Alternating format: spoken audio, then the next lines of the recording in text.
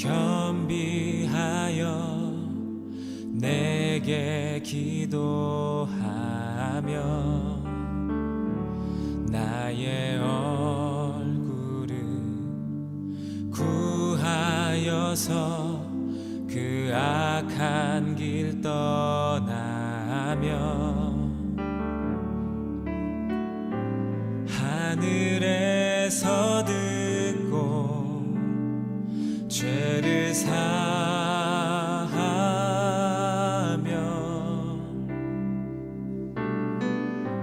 그들의 땅을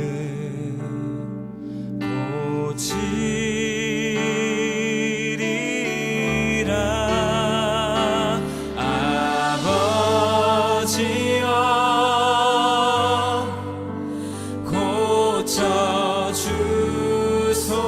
고쳐주소서. 이 나라 주의 것 되게 하소서. 주 하나님 간절히 기도하오니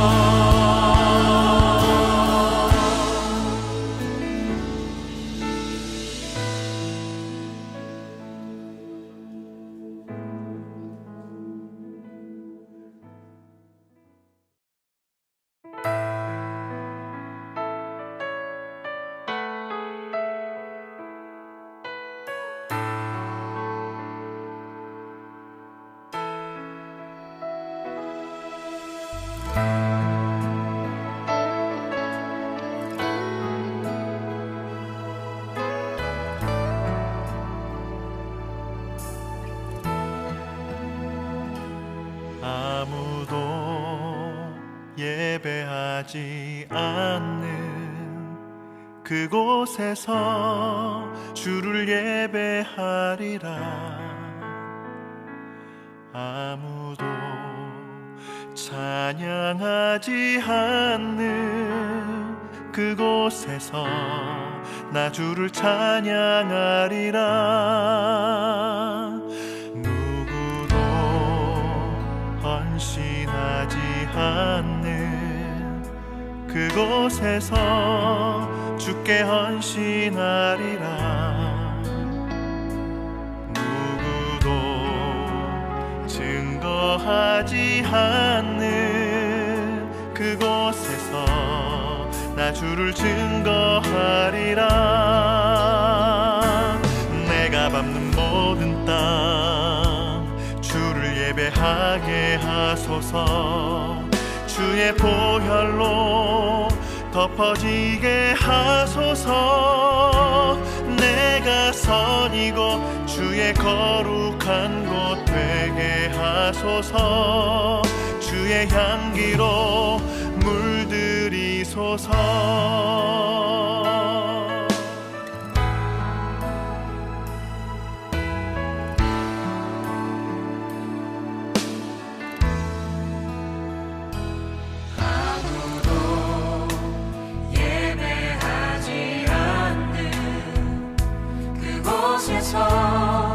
주를 예배하리라. 아무도 찬양하지 않는 그곳에서 나 주를 찬양하리라. 누구도 헌신하지 않는 그곳에서 주께 헌신하리라. 누구도 증거하지 않는 그곳에서 나 주를 증거하리라. 내가 밟는 모든 땅 주를 예배하게 하소서. 주의 보혈로 덮어지게 하소서. 내가 선이고 주의 거룩한 곳 되게 하소서. 주의 향기로 물들이소서.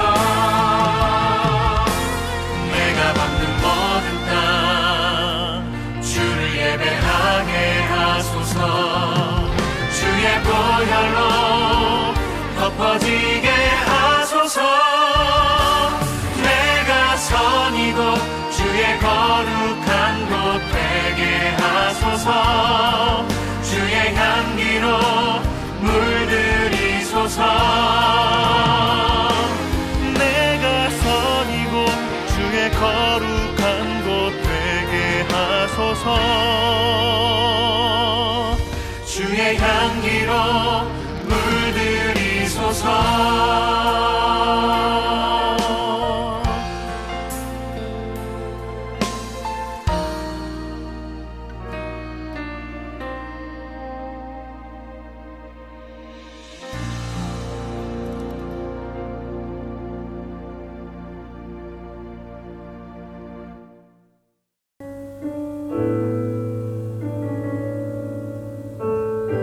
신호가 진정한 마음으로 하나님 앞에 예배 드리시는 모든 성도님들을 주님의 이름으로 축복합니다.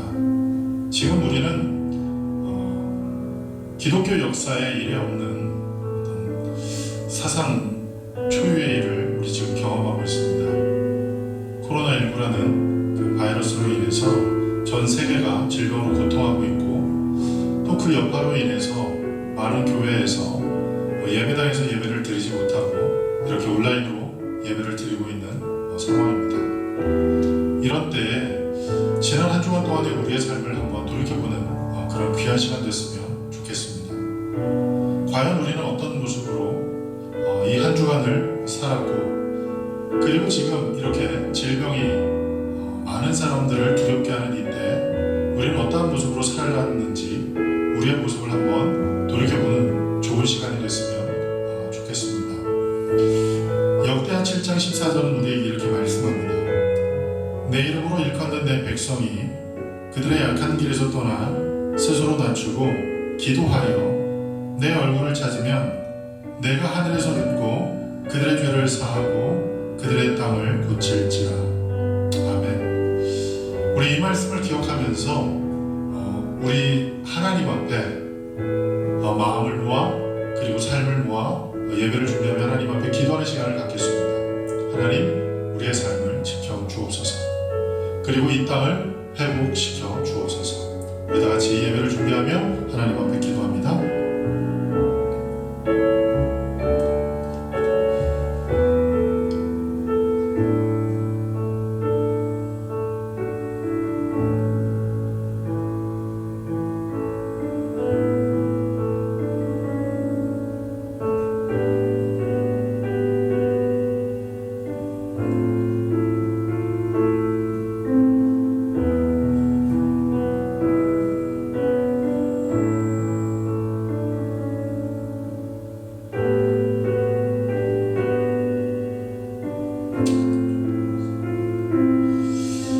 사랑하시는 하나님, 은혜를 감사합니다. 예수 그리스도의 보배로운 피로 우리를 구원하신 그 하나님의 은혜 가운데 하나님의 자녀로서 하나님을 아바 아버지로 부를 수 있는 놀라운 은혜 주심 감사합니다. 하나님께서 우리를 죄악과 사망이 왕노릇하는 그곳에서 구원하시고 영원한 생명 그리고 영원한 생명의 아들의 나라로 우리를 이끄실 때에 우리가 이 세상이라는 광야에서 삶을 살아가게 됩니다.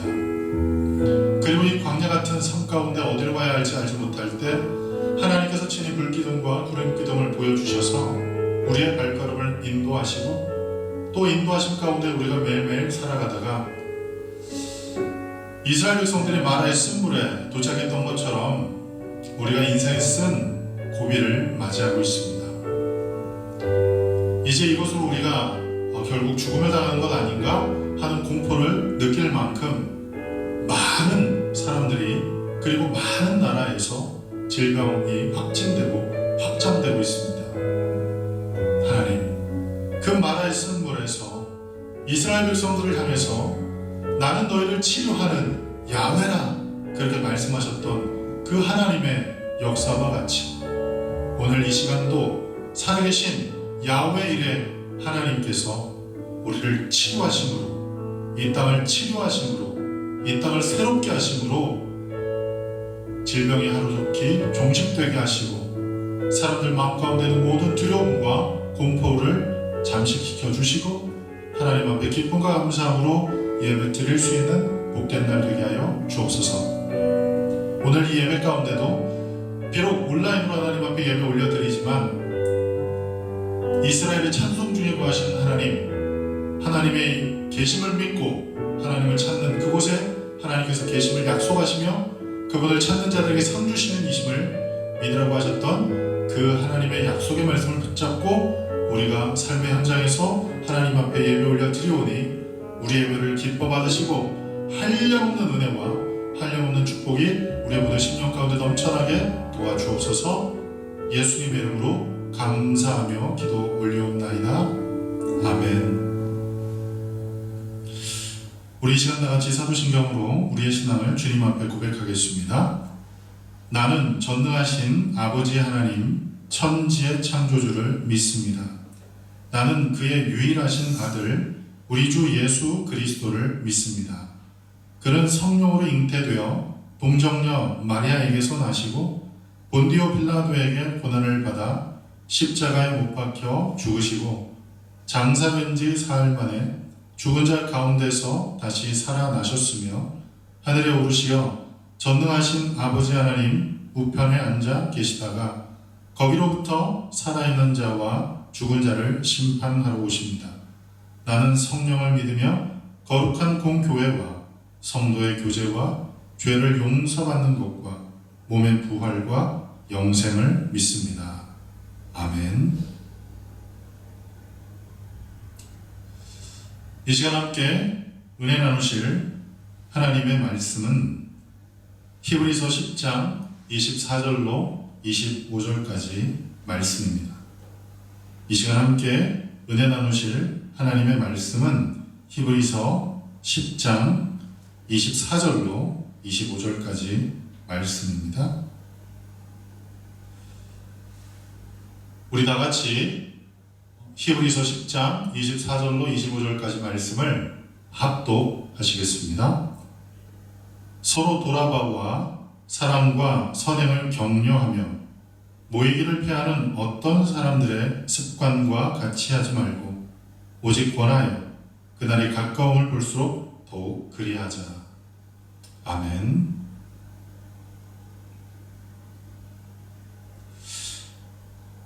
하나님의 은혜와 평강이 온라인으로 예배드리는 모든 성도님들, 그리고 지금 전 세계적으로 창궐해 있는 코로나19로 인해 고통과 두려움 있는 모든 사람들 가운데도 임하시기를 간절히 기도합니다.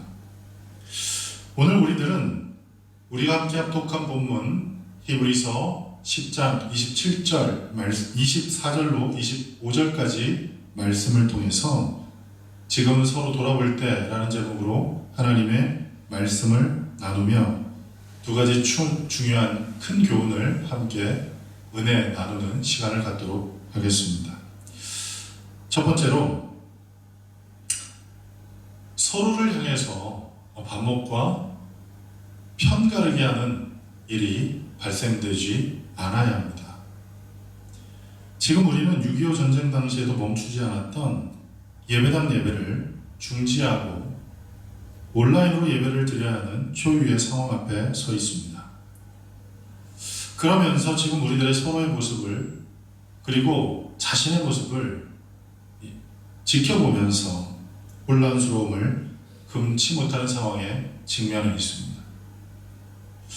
정부가 나서서 교회를 포함한 모든 종교시설에 모임을 자제해 줄 것을 촉구하고 있고, 또 주변 사람들의 권면으로 인해 예배당에 모여 예배를 드리는 것에 대해 따가운 눈총을 받고 있습니다. 그뿐만 아니라 기독교 안에서도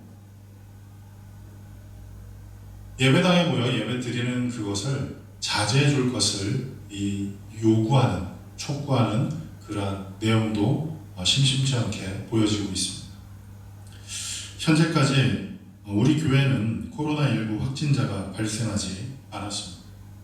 하지만 코로나19로 인해서 예배를 온라인으로 전환하여 드리게 된 것은 아시는 분은 아시겠지만 세말바이스 약대 4학년 재학 중인 이란 학생이 확진 판정을 받게 되었는데, 그 학생과 동선이 겹치는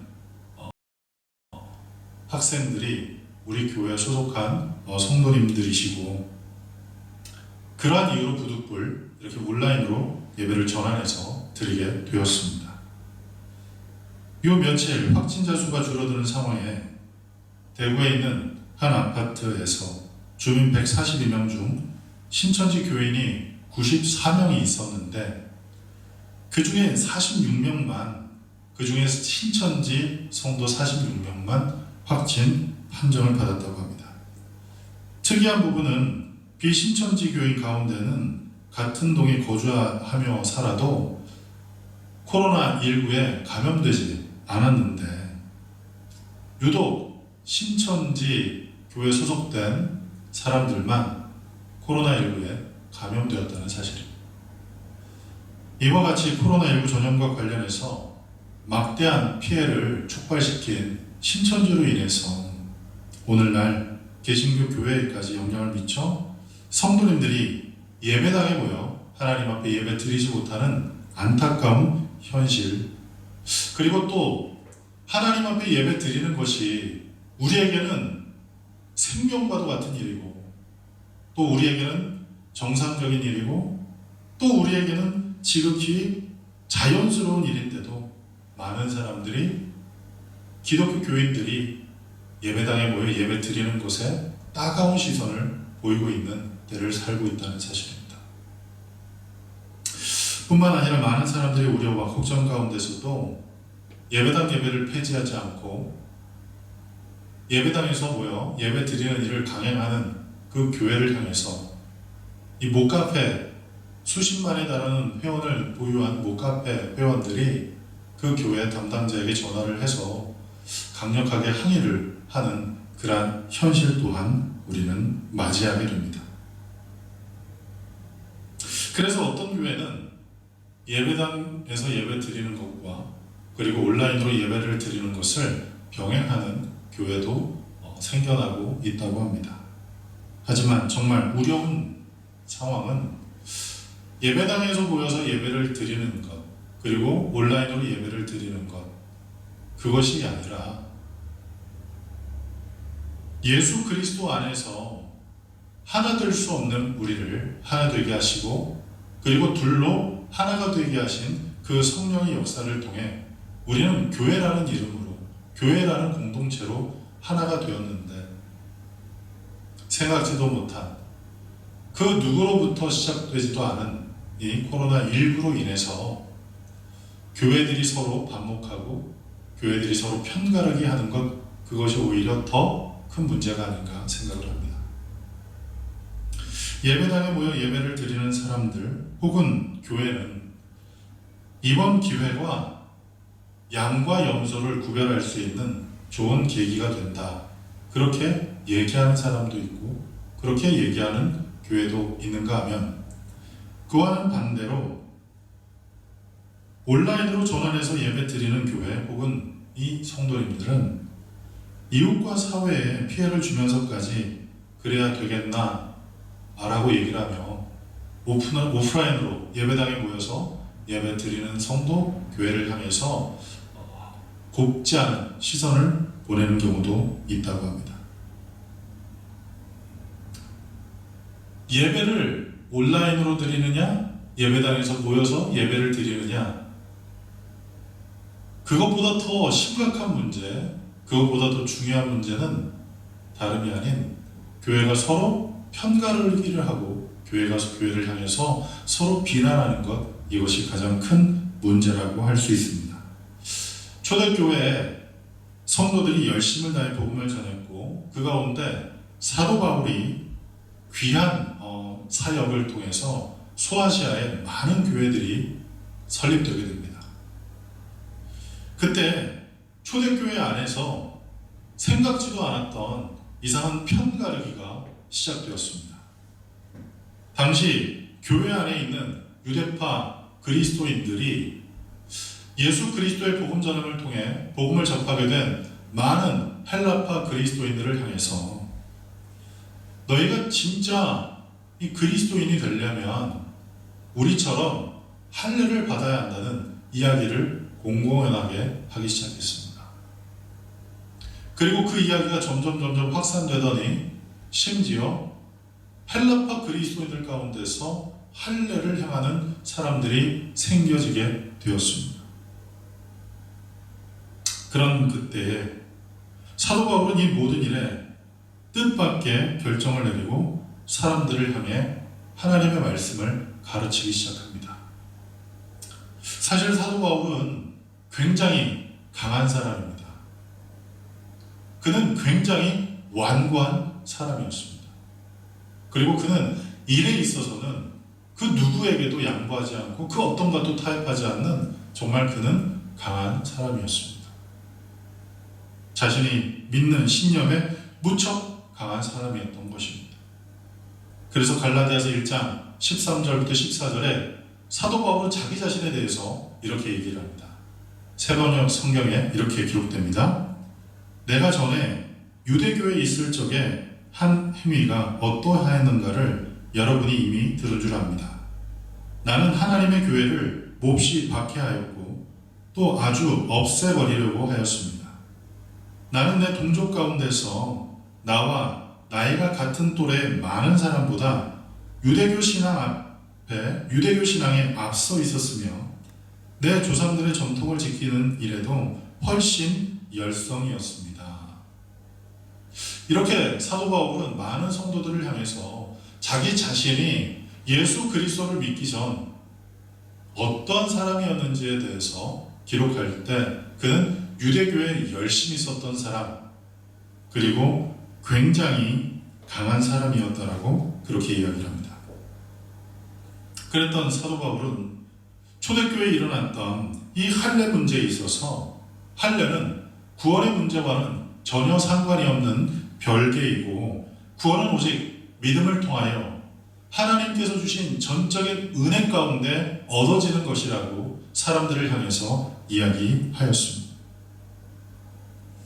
그런데 사도 바울은 이 구원의 복음, 곧 은혜를 통한, 그리고 그 믿음을 통한 그 구원, 그것과 동시에 포기할 수 없었던 한 가지 중요한 핵심 가치가 있었는데, 그것이 무엇이었냐면 바로 교회의 하나됨이었습니다. 지금 초대교회에서 큰 논쟁거리가 되어서 서로 편가르기라는 그 핵심, 그것은 할례 문제였습니다. 만약 사도 바울이 지금 이야기했던 것처럼 할례는 불필요한 것이다 라고 이야기를 하면 유대파 그리스도인들을 잃는 일이었고, 대신 헬라파 그리스도인들은 얻을 수 있었을 것입니다. 그런데 유대파 그리스도인도 하나님 안에서는 귀한 자녀이고, 하나님 보시기에 그들은 온 세상을 다 주고도 얻고자 할 만큼 소중한 존재들이었기에 사도 바울은 그렇게 쉽게 할례는 불필요한 것입니다, 할례는 구원과는 별개입니다, 이렇게 이야기하는 것으로 그 모든 것을 마침하기가 싫었다는 사실이에요. 왜냐하면 사도 바울에게 있어서 또 하나 중요한 가치는 바로 교회의 하나됨이었기 때문입니다. 그래서 사도 바울은 루스드라라는 곳에서 할례를 받지 않았던 그의 영적인 자녀 디모데를 데리고 가서 할례를 시행합니다. 이 모습을 보면 많은 사람들이 이렇게 생각할 수 있습니다. 사도 바울은 줏대 없는 사람이다, 사도 바울은 일관성이 없는 사람처럼 행하고 있다, 그렇게 보여질지도 모르고 그렇게 비판할 수도 있습니다. 할례가 전혀 구원과 상관이 없다면 누구에게도 할례를 행할 이유가 없습니다. 그리스도인들에게 할례는 전혀 의미가 없는 의식이고 행할 이유도 없는 것이었습니다. 그런데 사도 바울은 그의 완고함과 더불어 유연함이 있었기에 그의 영적인 아들 디모데를 데리고 와서 루스드라라는 곳에서 할례를 행했다는 사실. 디모데의 어머니는 원래 유대인이었습니다. 그런데 이 디모데의 아버지는 그리스 사람이었다고 합니다. 랍비들의 전통에 따라, 유대교의 전통을 따라 어머니가 유대인이면 그 자녀는 유대인입니다. 디모데는 율법이 정한 원칙, 그리고 랍비들이 가르치는 전승에 따라 그는 유대인이었지만 아버지가 그리스 사람이었기 때문에 할례를 받지 않았었습니다. 그는 할례를 받지 않았기 때문에 유대인이면서도 유대인이 될 수 없었던 사람이었습니다. 그런 디모데를 많은 사람 앞에 세워서 목회자의 길을 걸어가게 할 때 이 자격 논쟁의 이 불씨를 종식시키기 위해서,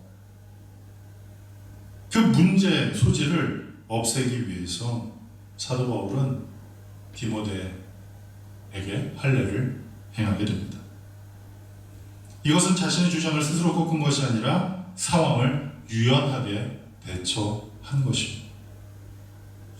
그래서 사도 바울은 고린도전서 9장 19절부터 22절에 이렇게 강변합니다. 세번역 성경에 이렇게 기록됩니다. 나는 어느 누구에게도 얽매이지 않는 자유로운 몸이지만 많은 사람을 얻으려고 스스로 모든 사람의 종이 되었습니다. 유대 사람에게는 유대 사람을 얻으려고 유대 사람같이 되었습니다. 율법 아래 있는 사람들에게는 내가 율법 아래 있지 않으면서도 율법 아래 있는 사람을 얻으려고 율법 아래 있는 사람같이 되었습니다. 율법이 없이 사는 사람들에게는 내가 하나님의 율법이 없이 사는 사람이 아니라 그리스도의 율법 안에서 사는 사람이지만 율법 없이 사는 사람들을 얻으려고 율법 없이 사는 사람같이 되었습니다. 믿음이 약한 사람들에게는 약한 사람들을 얻으려고 약한 사람이 되었습니다. 나는 모든 종류의 사람에게 모든 것이 다 되었습니다. 그것은 내가 어떻게 해서든지 그들 가운데 몇 사람이라도 구원하려는 것입니다. 아멘.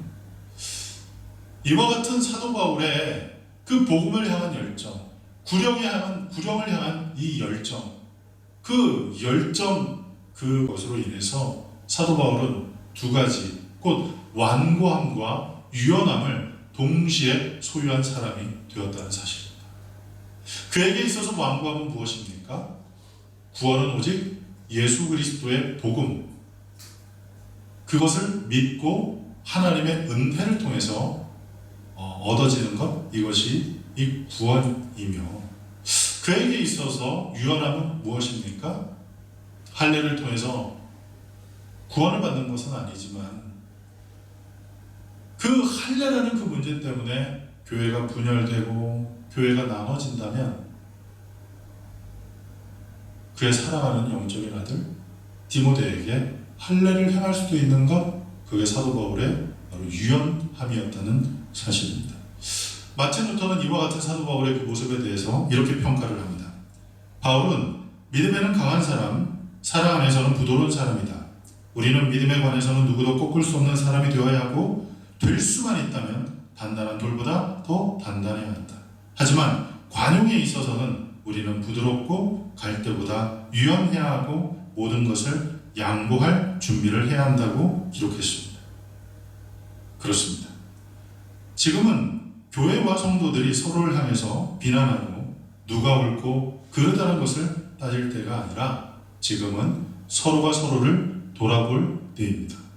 그리고 서로를 향해 격려를 보내야 할 때입니다.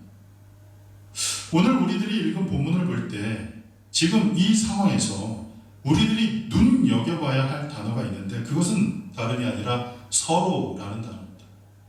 서로. 이 서로 마음을 같이 써서 사랑과 선한 일을 하도록 격려하고 또 서로 격려해서 모이기를 힘쓸 수 있도록 하라고 오늘 본문은 우리에게 강력하게 촉구하고 있습니다. 영어에 communication이라는 단어가 있습니다. 서로가 상반되는 관계에서, 알지 못하는 관계에서, 적대되는 관계에서 서로의 생각과 마음이 이해되고 교환되는 것을 커뮤니케이션이라고 이야기할 수 있습니다. 그런데 이 커뮤니케이션은 서로 함께라는 라틴어 컴과 선물, 짐, 책임이라는 뜻을 갖고 있는 무누스라는 단어가 합쳐져서 형성된 단어라고 합니다. 그래서 커뮤니케이션이라는 말은 문자적인 뜻을 볼 때 선물을 서로 나눈다, 짐을 서로 진다, 책임을 함께 진다라는 뜻을 가지고 있다고 합니다. 이러한 사실에 대해서 사도 바울이 또 이렇게 이야기를 합니다. 갈라디아서 6장 1절부터 2절입니다. 세번역 성경이 이렇게 기록됩니다. 형제자매 여러분, 어떤 사람이 어떤 죄에 빠진 일이 드러나면 성령의 인도하심을 따라 사는 사람인 여러분은 온유한 마음으로 그런 사람을 바로잡아주고 자기 스스로를 살펴서 유혹에 빠지지 않도록 조심하십시오. 여러분은 서로 남의 짐을 져 주십시오. 그렇게 하면 여러분이 그리스도의 법을 성취하실 것입니다. 아멘. 이전 말씀을 보면 서로의 짐을 나눠지는 것이 그리스도의 법을 성취하는 것이라고 설명하고 있습니다. 법이란 반드시 지켜야 하는 것입니다. 만일 법을 어기면 범법자가 되는 것이겠죠. 그러면 서로의 짐을 나눠지는 것이 구체적으로 어떤 것인지를 사도 바울이 갈라디아서 6장 1절에 이렇게 설명하고 있습니다. 어떤 사람이 무슨 잘못된 일이 있거나 실수한 일이 드러날 때에는 또는 못하는 점이나 모자라는 점이 있을 때에는 조용히 그 실수를 또는 그 모자라는 점을 서로가 감당해주고 바로잡아주고 서로를 권면함으로써 다시는 서로가 같은 실수를 범하지 않도록 노력하라는 것, 그것이 바로 사도 바울이 이야기하는 서로의 짐을 지는 것입니다. 여기서 중요한 것은 그 누군가가 누구를 향해서 일방적으로 교훈하고 그 누군가가 누구를 향해서 일방적으로 무엇을 가르치고 그 누군가가 일방적으로 누구를 향해서 권면하는 것을 이야기하는 게 아니라 서로 그와 같은 일을 감당하라는 것입니다. 그리고 서로 같은 실수를 범하지 않도록 서로 똑같은 잘못을 행하지 않도록 마음을 같이 하라는 것입니다. 두 번째로 예배를 패하는 습관이 우리에게 생겨서는 안 됩니다. 구약 성경에 기록된 이스라엘의 역사를 통해서 보면 이스라엘 백성들이 바벨론의 포로가 되어 끌려가게 됩니다. 그때 나라를 잃은 백성들, 이스라엘 백성들은 성전에서 하나님 앞에 예배를 드리는 것이 이스라엘의 생명과도 같은 일이었고 이스라엘의 선택된 백성의 사명이었었습니다. 그런데 나라를 빼앗겨 포로로 바벨론에 끌려갔기 때문에 성전에서 하나님 앞에 제사를 드릴 수가 없었습니다. 그래서 그들이 선택한 방법은 무엇이냐? 회당을 세워 그 회당에서 하나님 앞에 제사를 드렸습니다. 그런데 이스라엘 백성들이 독립운동을 해서 독립한 것이 아니라 역사의 주관자 되신 하나님께서 무너질 것 같지 않았던 바벨론이 페르시아라는 나라에 처참하게 무너지게 됩니다.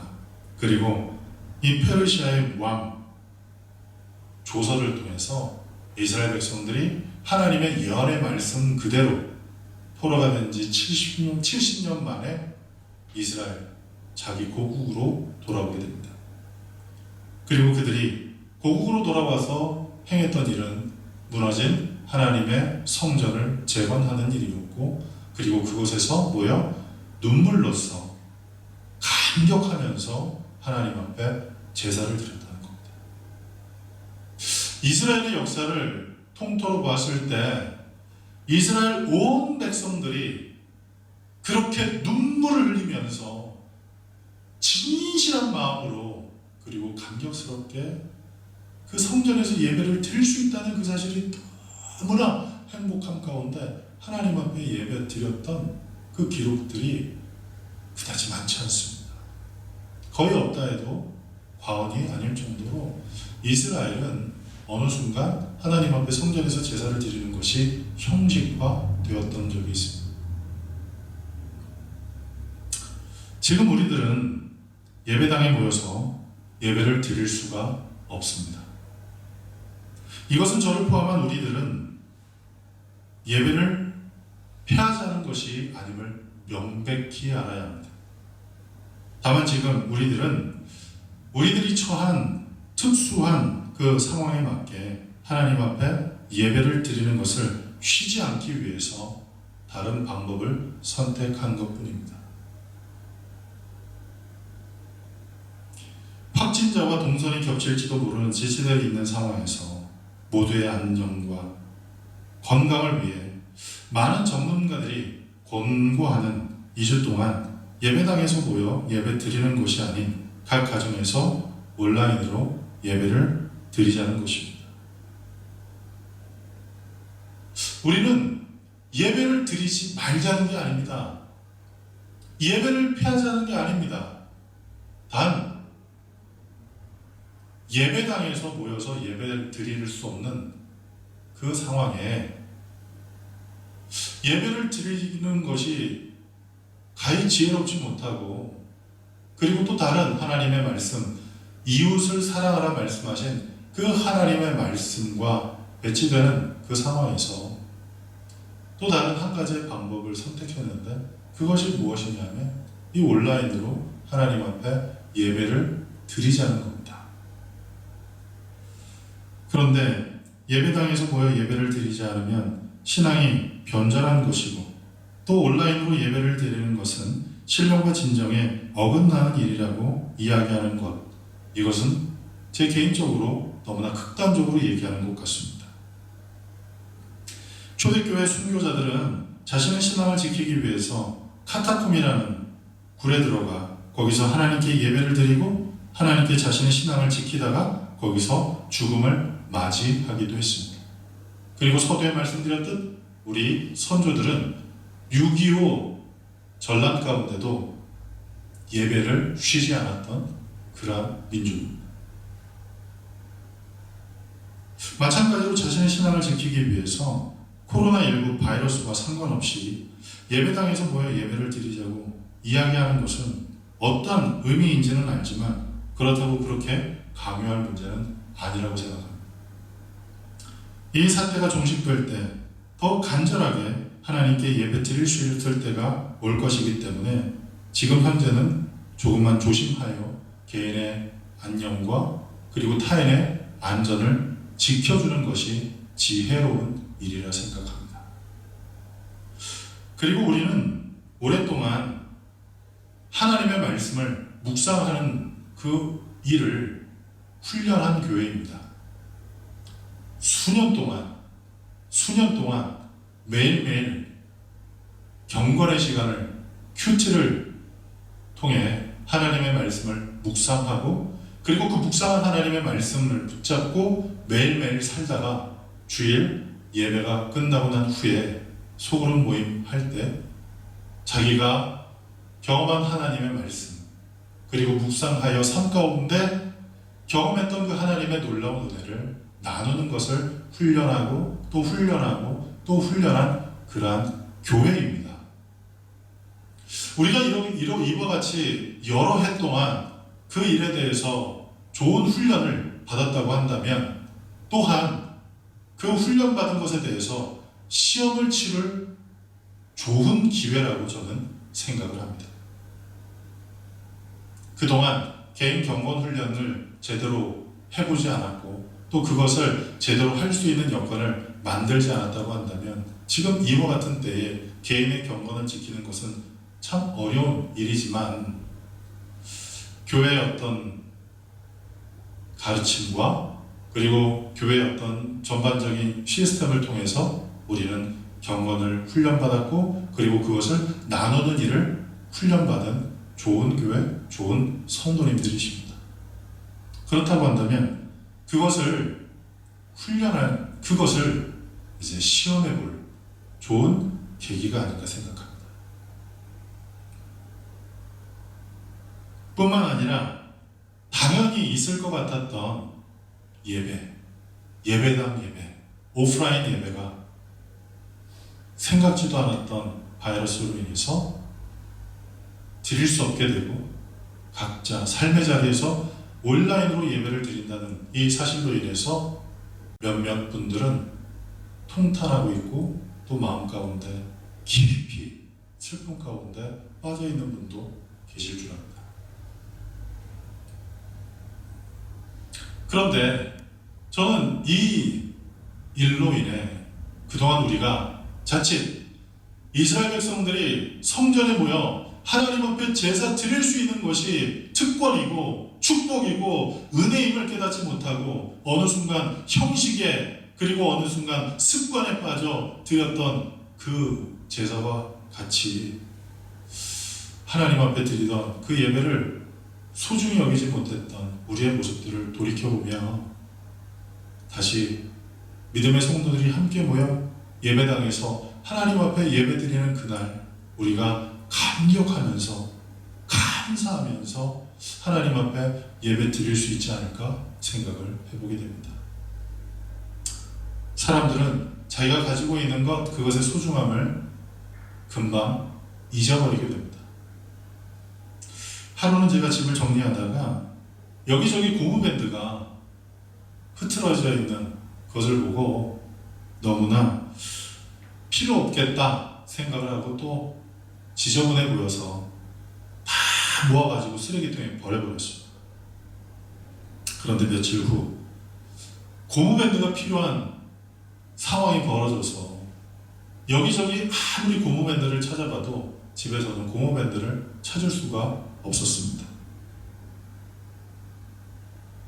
그때 생각났던 옛 속담이 있습니다. 개똥도 약에 쓰려면 없다라는 그런 말처럼 그렇게 불필요해 보였고 오히려 집의 미관을 상하게 하고 그리고 어지럽혀 있는 그 고무밴드라 할지라도 어느 순간 필요할 때는 다른 그 어떤 것보다도 나에게는 절실하게 필요한 그 도구가 되듯 그 사실을 경험하고 난다. 이제는 고무밴드가 있으면 차곡차곡 모아놓습니다. 왜요? 소중한 것을 알았기 때문에. 우리는 이번 계기를 통해서 우리가 늘 있을 거라 생각했던, 그리고 늘 드릴 수 있을 거라 생각했던 예배당 예배, 그 예배에 대한 소중함을 다시 한번 깨달을 수 있는, 다시 한번 깊이 각인할 수 있는 좋은 계기로 삼아야 할 것입니다. 그렇다고 저는 온라인으로 예배를 드리는 것을 정당화하자는 것은 아닙니다. 성전에 모여 하나님 앞에 예배를 드리는 것은 하나님께서 정하시고 또 기뻐하시는 일입니다. 그렇기 때문에 우리는 할 수 있는 대로 예배당에 모여 하나님께 예배를 드려야 합니다. 코로나19 사태가 언제 종식될지 저는 알지 못합니다. 그리고 많은 전문가들도 알지 못한다고 얘기를 합니다. 하지만 언젠가는 종식될 것이고, 또 그렇게 돼야 하고 할 수만 있으면 빨리 종식되어야 할 일입니다. 문제는 지금 온라인으로 예배를 드리는 것이 아니라 그 다음에 발생하는 문제라 저는 생각합니다. 예배당에 모여서 예배 드리는 것을 중지하고 각자의 자리에서 예배를 드리는 것에 익숙해져서 그것이 습관이 되어버린다면 그것은 큰 문제입니다. 예배당에 가지 않아도 온라인으로 예배를 드리면 되지, 뭐가 문제인가, 이렇게 생각하는 것이 어느 순간 우리에게 습관이 되어버린다면 이것은 문제가 된다는 사실이에요. 뿐만 아니라 2주 동안 예배당 예배를 중지하고 온라인으로 예배를 드리다가 다시금 예배당 예배를 3월 22일 날 우리 예배당에 모여서 하나님 앞에 예배를 드리자 할 때, 그때 혹 코로나19 사태가 종식되지 않았을 때 더러는 학교를 오가기도 하고, 더러는 직장도 오가기도 하고, 더러는 누구를 만나러 여기저기 왕래를 하면서도 예배당에 나오는 것을 꺼려하게 된다면 이것은 심각한 문제가 된다는 사실. 다른 일상적인 활동을 다 하면서도 오프라인 예배, 예배당 예배가 다시 재개됩니다 얘기할 때 그것을 꺼려하는 마음이 우리에게 생겨지게 된다면 그것은 심각한 문제라는 사실을 우리 모두는 알아야 합니다. 금요일 저녁에 전도사님과 집에서 이번 사태와 관련된 이야기와 더불어 온라인으로 예배를 드리는 것에 대해서 이런저런 이야기를 나눴습니다. 그런데 종말의 때 심각한 핍박이 와서 예배 드리기가 어려운 상황이 생긴다는 성경의 말씀처럼 초대교회 때와 같이 엄청난 핍박, 엄청난 육체의 핍박이 올 것이라 생각을 했었습니다. 그런데 이번 이 모든 상황을 지켜보면서 우리 마음의 경각심을 놓지 말아야 되겠다 생각했던 것은 너무나도 자연스럽게, 너무나도 쉽게 예배당에서 모여서 예배 드리는 것이 금해지는 그런 상황을 우리는 경험하고 있습니다. 오늘 본문에서는 모이기를 피하는 어떤 사람에 대해서 기록하고 있습니다. 이런 사람들은 어떤 사람입니까? 교회 소중함을 알지 못하는 사람들을 지칭합니다. 교회를 해치려 하는 악한 무리들과 교회의 의미를 중요하게 인식하지 못하는 무리들을 포함하는 것입니다. 교회의 순기능을 부정하고 교회 공동체로 인해 드러나는 부정적인 내용을 극대화하고 일반화하며 교회를 파괴하는 사람들이 교회 밖에도 그리고 교회 안에도 존재하는 것이 사실입니다. 그래서 가시적인 교회를 부정하며 어떤 사람들은 무교회주의를 주장하는 사람도 있습니다. 뿐만 아니라 사단은 주님의 몸된 교회를 해체하기 위해 다양한 방법을 동원하기도 합니다. 이러한 시대에 살고 있는 우리 성도들은 교회의 보존과 교회됨을 지키기 위해 힘을 써야 하는데 그 힘을 쓰는 것이 무엇이냐? 모이기를 힘쓰는 것입니다. 그러나 이 구절을 일반적인 교회 행사나 모임, 그리고 각 부서들의 모임 혹은 성도들의 사사로운 교제에 참석하는 것을 권면하기 위해 사용하는 것은 금해야 합니다. 우리는 교회로 불리움을 받은 성도로서 주님의 몸이기 때문에 그 모임을 잘 지켜 나가도록 힘을 써야 합니다. 주님의 이름으로 모여 선포되는 주님의 말씀에 참여하며 주님의 피와 살을 나누는 성도들로 이루어진 교회 모임을 주님께서 재림하실 그때까지 기쁨으로 그리고 우리의 헌신을 통해 지켜 나가야 합니다. 그리고 그것을 지켜나가기 위해 오늘 본문은 우리에게 이렇게 권면합니다. 너희가 서로 격려하며 함께 믿음을 지키라고 이야기하고 있습니다. 지금 우리는 너무도 혼란스럽고 어렵고 또 불안한 상황을 맞이하고 있습니다. 이럴 때 우리들에게 필요한 것은 누가 옳고 누가 틀리냐, 그것이 아닙니다. 오히려 서로가 서로를 돌아볼 때입니다. 주변에서 고통당하는 사람이 없는지, 주변에 나쁜 상황을 맞이하여 마음이 황폐해진 사람은 없는지, 주변에 하나님의 살아계심을 부정하며 세상을 향해 질주하고 있는 사람은 없는지 서로를 돌아볼 때란 사실입니다. 서로를 돌아보아 착한 일을 할 수 있도록 격려하며 바로 한 공간 안에 함께 모여 예배 드릴 수는 없지만 개인의 경건을 스스로 지키기가 어렵고 또 예배당 예배를 드리지 않는 것으로 인해 힘들어하는 성도들을 돌아보는 좋은 계기가 되어야 합니다. 그래서 근본 계기를 통해서 우리 모두가 서로를 돌아보아 서로를 격려하여 하나님 앞에 아름답게 서 있는 예배자가 될 수 있도록 우리 스스로가 그리고 서로가 격려할 수 있는 좋은 계기가 되시기를 예수님의 이름으로 간절히 축복합니다. 기도하겠습니다. 사랑하시는 하나님, 은혜를 감사합니다. 하나님 앞에 모여 예배를 드리는 것, 어찌 보면 너무나도 당연한 일이었고 어찌 보면 너무나도 습관적인 일이었었습니다. 그런데 생각지도 않게 너무나 자연스럽게 그리고 너무나 쉽게 예배당에 모여서 하나님 앞에 예배를 드릴 수 없는 그런 상황들이 만들어지고 있습니다.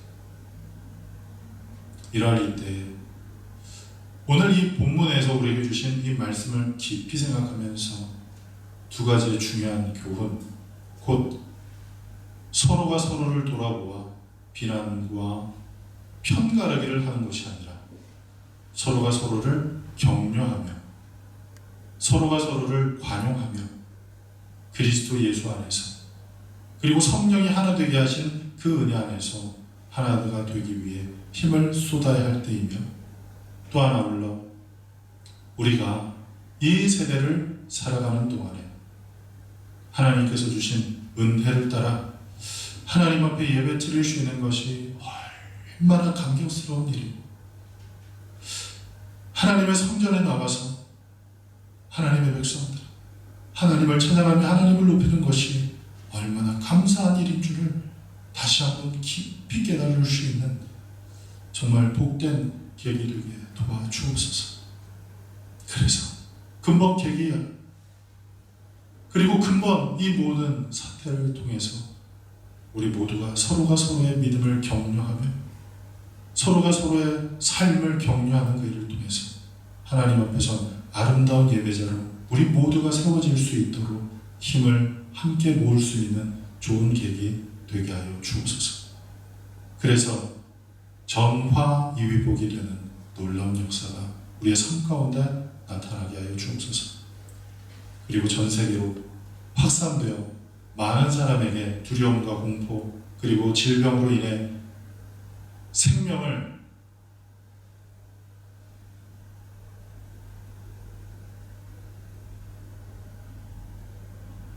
위협받고 있는 많은 사람들에게 하나님의 그 놀라우신 은혜, 하나님의 그 놀라우신 사랑, 넘쳐나 치료하시는 하나님께서 이 땅을 고치시는 귀한 역사 있게 인도하여 주옵소서.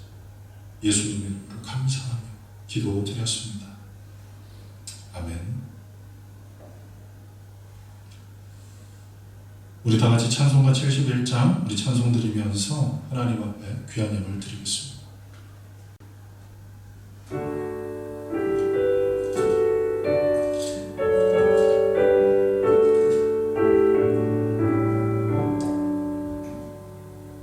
내게 있는 모든 것을 아낌없이 드리네. 사랑하고 의지하여 주만 따라가겠네. 주께 드리네. 주께 드리네. 사랑하는 구주 앞에 모두 드리네. 내게 있는 모든 것을 겸손하게 바치네. 세상 공간 멀리하니 나를 받아주소서. 주께 드리네. 주께 드리네. 사랑하는 구주 앞에 모두 드리네. 내게 있는 모든 것을 주를 위해 드리네.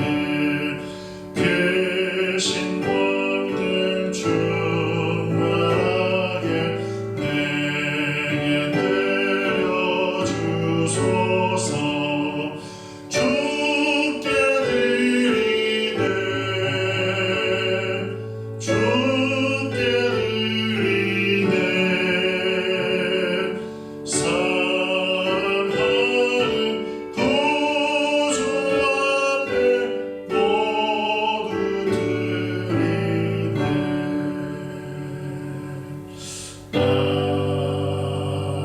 아멘.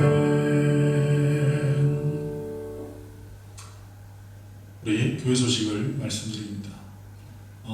지금 한시적으로 코로나19로 인해 예배당에 모여서 하나님 앞에 예배 드리는 것을 쉬고 각자의 삶의 자리에서 하나님 앞에 예배를 드리게 됩니다.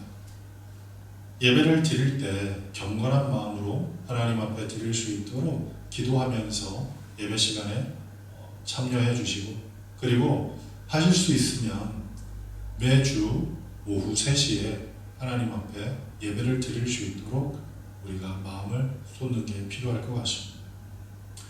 그리고 금방 이 온라인 예배는 3월 8일 그리고 3월 15일 주일 2번 온라인으로 예배를 드리고 3월 22일부터 오프라인으로 예배당에 모여서 하나님 앞에 예배를 드리게 됩니다. 여러분들 기도해 주시고, 그리고 이 모든 질병이 하루속히 종식되도록, 그리고 많은 사람들이 질병 가운데 생사를 넘나드는 이 상황에 하나님께서 그들을 치료하시는 놀라운 역사에 있어서 더 이상 피해자가 발생되지 않는 귀한 역사 있도록 우리가 함께 힘을 합하여 기도해 주시기 바랍니다. 그리고 세멜바이스 4학년 이란 학생, 그 학생과 동선이 겹치는 학생들이 우리 교회 그리고 또 우리 한인 학생들 가운데 지금 있다고 합니다. 그들이 하나님 안에서 더욱더 안전하도록, 그들이 하나님께서 주신 그 건강함을 지킬 수 있도록 위에서 함께 기도해 주시고, 그리고 우리 성도님들은 이러한 때에 가급적이면 바깥 출입을 좀 자제해 주시고 이 서로 간에 스스로가 좀 거리를 두는 이 좋은 어떤 계기로 삼아서 하루빨리 이 모든 일이 종식될 수 있는 일에 힘을 함께 합해 주시기를 바랍니다. 대리님을 위해서 하나님 앞에 기도하겠습니다. 사랑하시는 하나님, 은혜를 감사합니다. 하나님 앞에 우리 마음을 다하여 뜻을 다하여 정성을 다하여 귀한 예배 올려드리며 하나님께서 주신 은혜를 따라 하나님께서 주신 귀한 축복을 따라 날마다 우리가 믿음 가운데 서게 하시니 감사합니다. 그 믿음 가운데 우리가 혼란스러워하지 않도록 우리의 삶에 하나님의 은혜로 덮어주시고 이때에 하나님을 예배하는 이때에 우리의 삶이 예배당에 모여서 하나님을 예배할 수 있으면 얼마나 감사한 일인지 깊이 깨닫는 귀한 계기 되게 도와주옵시고 그리고 또 서로가 서로를 돌아볼 수 있는 좋은 계기 되어서 내 주변에 아픈 사람이 없는지 내 주변에 고통당하는 사람이 없는지 서로를 돌아볼 수 있는 좋은 계기 될 수 있도록 은혜 도하여 주옵소서. 하나님 주신 은혜 감사하여 믿음으로 귀한 예물 올려드렸사오니 흠량하시고 진실한 마음으로 드린 귀한 예물 흠량하사 하나님의 축복과 은혜가 많은 사람들에게 하나님의 생명의 복음을 전하는 귀한 일에 쓰여지게 도와주옵소서. 예수님의 이름으로 감사하며 기도드렸습니다. 아멘. 지금은 교회의 머리 되신 우리 주 예수 그리스도의 은혜와 하나님 아버지의 극진하신 사랑하심과 보혜사 성령님의 내주교통 충만하신 역사가 거룩한 날 주 앞에 나와 신령과 진정한 마음으로 예배드리고 하나님께서 주신 그 긍휼하심과 은혜로 이 모든 사태가 하루속히 종식될 것을 기대하며 하나님 앞에 믿음 가운데 선 예배자들 모두에게 충만하시기를 간절히 축원하옵나이다. 아멘.